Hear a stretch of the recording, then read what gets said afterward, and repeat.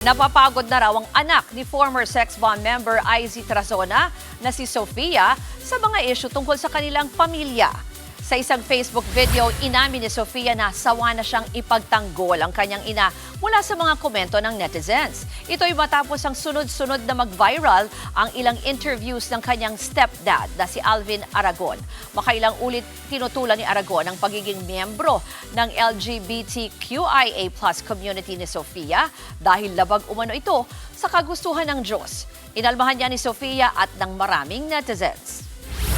And alam kung saan nanggagaling yung galit mo dyan sa puso mo. Bakit wala nang grace, wala nang compassion, di mo kayang magbigay ng grace and compassion.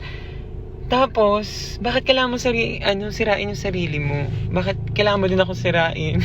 And pagod na ako. Tama na.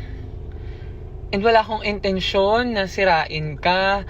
Wala akong intensyon na masira yung family nyo. Mga kapatid, Ruth Cabalco, para sa mabilis na pasada ng mga balitang dapat niyong malaman, mag-follow at mag-subscribe sa social media pages ng News 5.